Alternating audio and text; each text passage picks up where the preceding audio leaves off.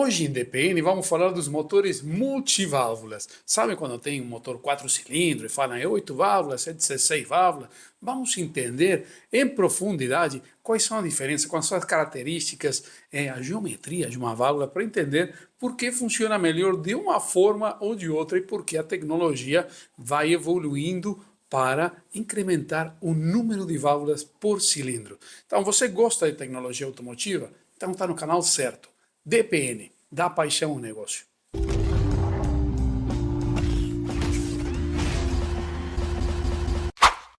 Muito bem, estamos juntos para mais uma entrega de DPN para seguir falando desses componentes mecânicos que eu chamo de mecânica raiz, que eu sei que muitos de vocês gostam de entrar nesses detalhes funcionais, de elementos como são as válvulas, por exemplo, que já tem muito tempo, né?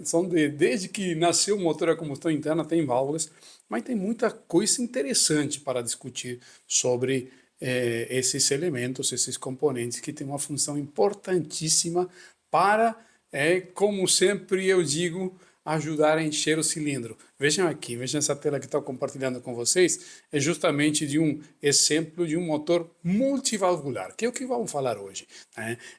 4 válvulas por cilindro, e qual é o objetivo de ter várias válvulas por cilindro? É sempre o mesmo.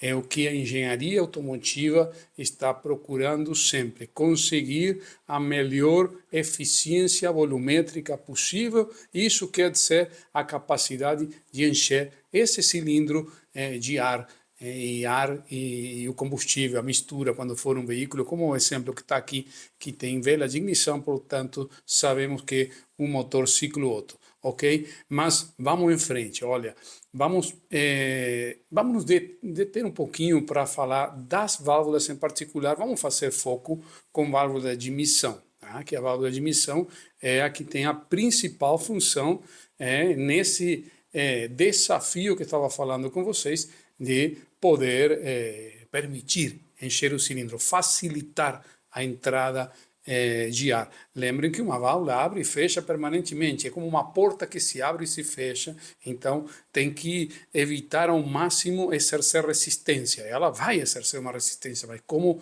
diminuir isso? Por um momento tem que ser totalmente hermética, não deixar escapar nada de gás e de pressão quando estamos no curso de compressão, mas depois tem que oferecer a menor resistência possível a esse fluxo de ar que está entrando. Perfeito. Vejam aqui na tela. Vamos revisitar. Falamos disso até no outro vídeo, né, da geometria de válvula, só que nesse vamos aprofundar um pouquinho mais.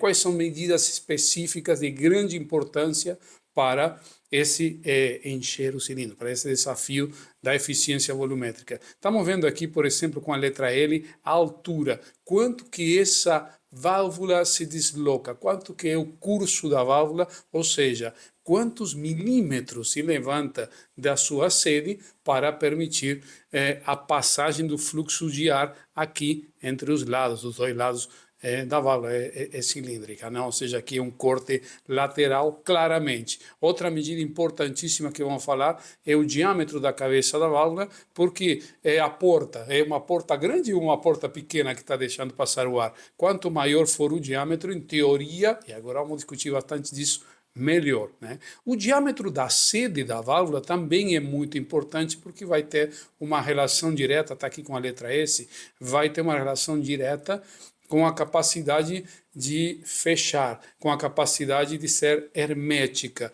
E a outra grande função que tem uma válvula, como já vimos em outros vídeos, é nesse contato da sede da válvula com a sede que está também no cabeçote, nós vamos ter a transferência térmica, vai poder refrigerar, permitir essa passagem de temperatura que é importantíssimo. E o diâmetro interno aqui do pescoço, podemos chamar esse pescoço, diretamente esse conduto, o final do conduto do coletor de admissão. Também é como a garganta, né? Como se a gente apertasse a garganta e deixa passar menos ou mais ar. Por isso aqui também estamos vendo as cotas de medição de um desenho específico de algum motor.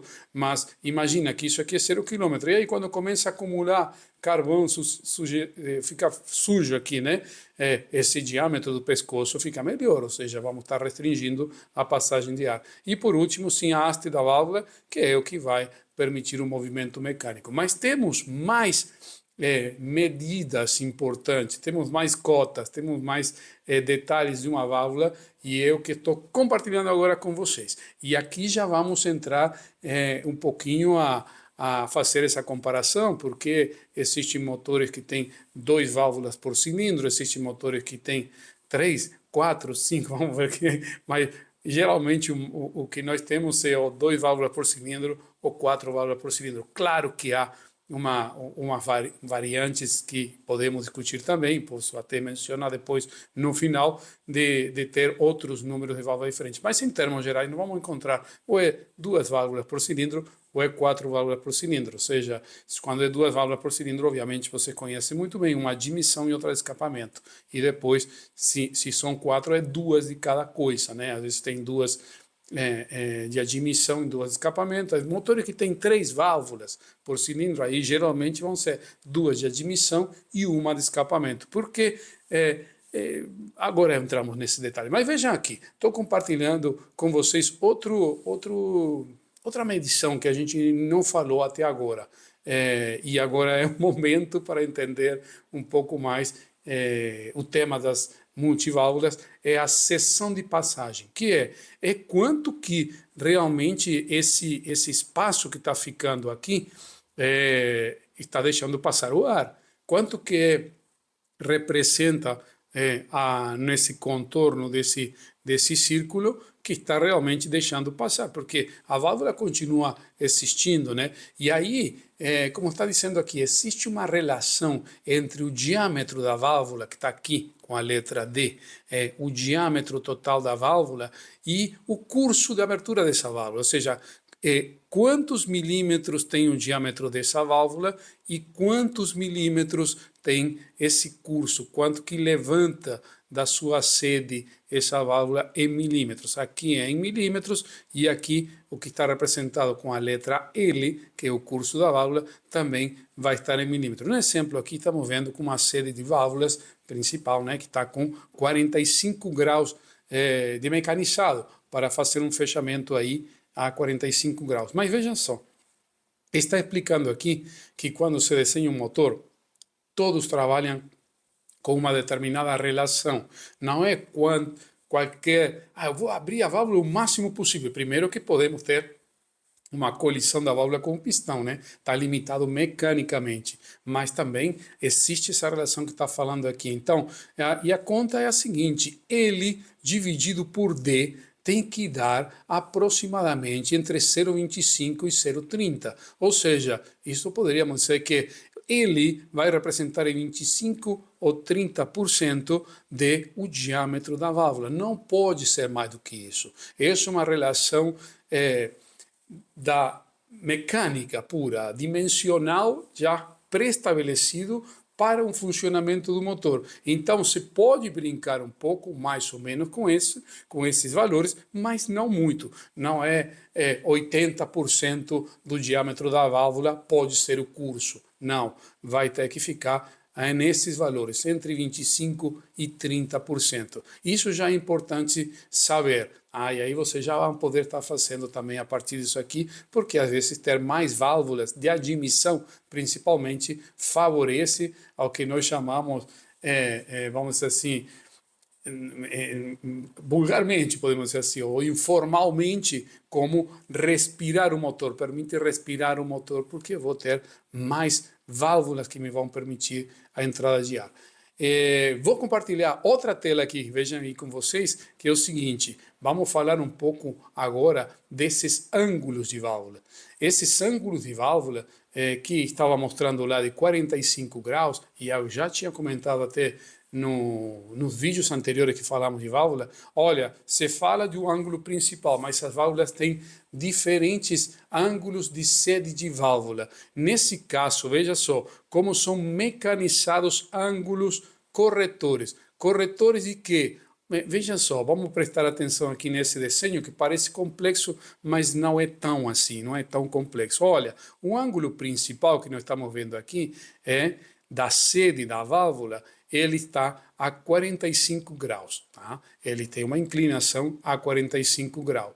Mas, vejam só, tem outros ângulos aqui, como vem aqui tem um ângulo a 20 graus e depois tem um outro ângulo total aqui que me dá 75 graus, que são ângulos corretores para quê? Para poder fazer, imagina, por aqui está passando o ar, por esse canto aqui está passando o ar. E se eu tenho um único ângulo a 45 graus, eu vou ter arestas, eu vou ter que diminuir a quantidade de arestas o máximo possível. Para quê? Para suavizar a forma que passa o ar, que entra esse fluxo de ar dentro da câmara de combustão. Então, vários motores, a maioria dos motores, utilizam mais de um ângulo de válvula, o da sede principal e outros que podem utilizar, às vezes muitos chamam isso de ângulos corretores, que tem esse efeito, suavizar a passagem dos gases, do ar que está passando por aqui. Isso em motores, por exemplo, de competição, vai ter muitos ângulos de válvula para suavizar. E nós temos também, nem todos os motores vão trabalhar com ângulos de válvula de emissão a 45 graus. Vejam aqui nós temos, obviamente, aqui temos um exemplo, aqui à direita, em 90 e 120 que estão fazendo. Estão vendo aqui o desenho, a soma dos ângulos. Então, esse aqui seria um ângulo de 45, esse aqui seria unitário, um ângulo de 60. Por isso, está somando 90 ou somando 120, ok? E cada um, quanto mais inclina o ângulo, ou seja, esse primeiro é de 45 e esse segundo aqui é de 60, eu vou ter algumas coisas que eu ganho e outras coisas que talvez eu não ganho tanto. Tá? Vamos analisar o que diz aqui esse ângulo de 90 graus, que seria esse corte lateral aqui de 45. Olha, ele me dá uma melhor resistência térmica e mecânica. Por quê? Porque o ângulo de 45 graus, quando a válvula fecha, ele exerce mais pressão nessa superfície. Nessa superfície aqui exerce mais pressão e, portanto, eu vou ter um melhor contato mecânico, vou ter uma melhor transferência térmica e vou ter uma melhor resistência mecânica, porque ao ter uma melhor resistência térmica, ela consegue, vamos dizer assim, se refrigerar melhor. Ao mesmo tempo, veja que na combustão sempre vão sobrar resíduos e se eu tenho uma melhor força, essa força por superfície aqui vai ser maior, qualquer pequeno resíduo mínimo eu vou conseguir eliminar. A própria válvula vai bater nele, vai desintegrar, porque essa força de fechado é maior. Agora, em contrapartida, ela vai ter um menor fluxo de gases. Esse menor fluxo de gases vai fazer com que o motor, vamos dizer, não respire tanto quanto poderia, como exemplo aqui embaixo. A válvula que está com 60, né, com 120. Então, vejam só, melhor fluxo de gases, obviamente. Por quê? Porque a maior superfície de fechamento, esse ângulo mais inclinado me permite uma melhor passagem dos gases. Mas se eu tenho uma maior superfície de fechamento, vejam só, ao ser um ângulo maior, eu vou ganhar algumas décimas de milímetro, tá? Mas infelizmente eu vou ter uma menor pressão de fechamento. Então, eu tenho uma maior superfície com que exerce uma menor força.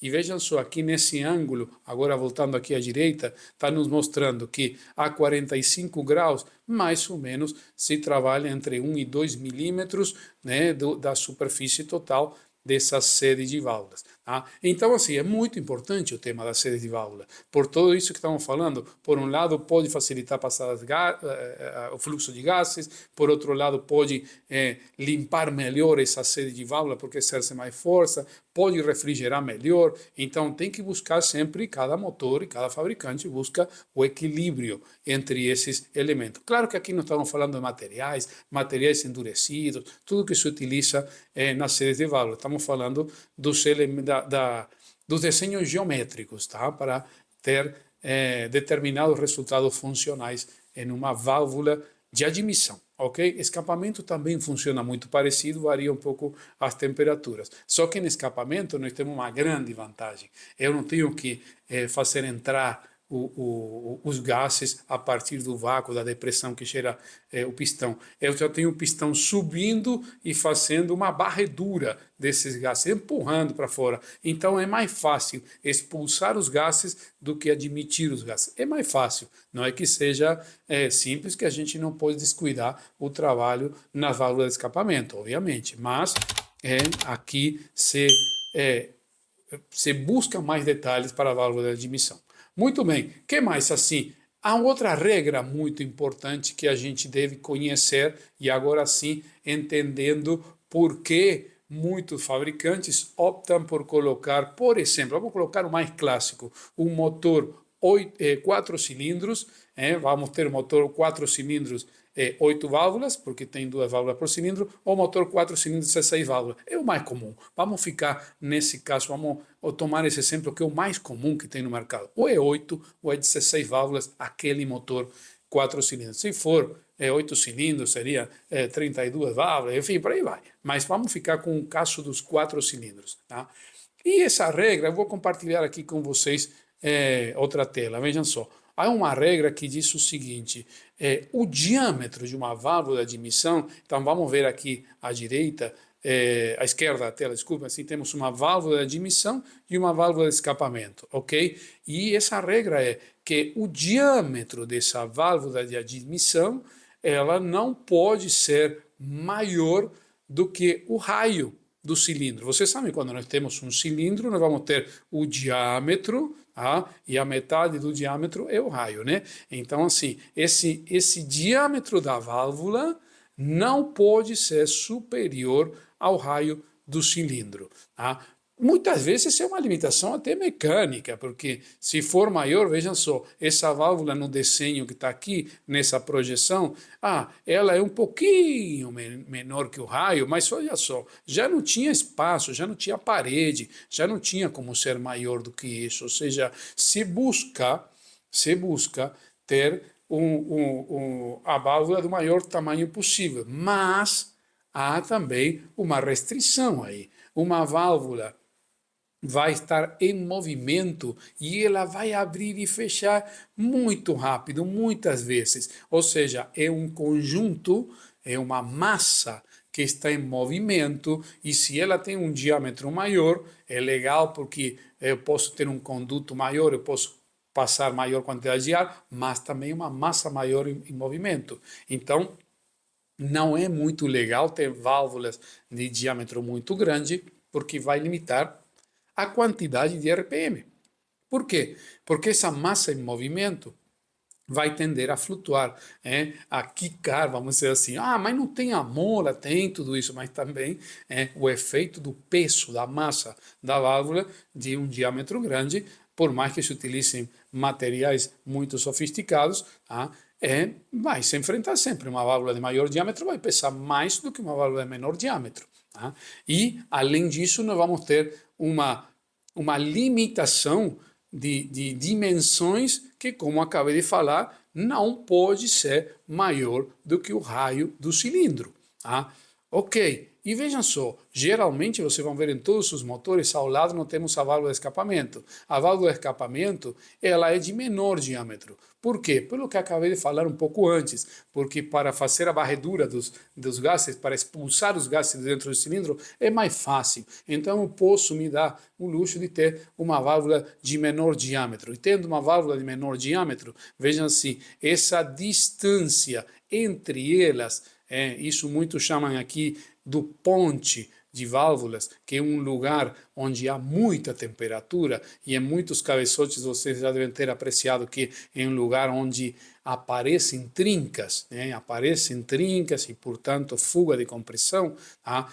Quanto maior for essa parede, melhor, mais resistente for o motor, vai ser esse motor. Mas também eu quero aproveitar esse fluxo de gases, tanto de entrada e saída de gases, o máximo possível. Também não posso colocar uma válvula de escapamento minúscula, porque vou ter problema também. Mas vocês vão ver que geralmente é sempre menor o diâmetro da válvula de escapamento se comparado com a válvula de admissão. Ok, então aí que surgiram várias ideias, várias hipóteses. Olha, já que tem uma limitação dimensional de uma válvula que não pode ser maior do que o raio do meu cilindro, aí, e se eu colocar mais de uma válvula? Isso que nós vamos ver agora. Vejam aqui nesse outro slide. Olha, nessa válvula, nesse exemplo aqui, já passamos claramente a um motor 16 válvulas, como está mostrando aqui, 4 válvulas por cilindro, 2 de admissão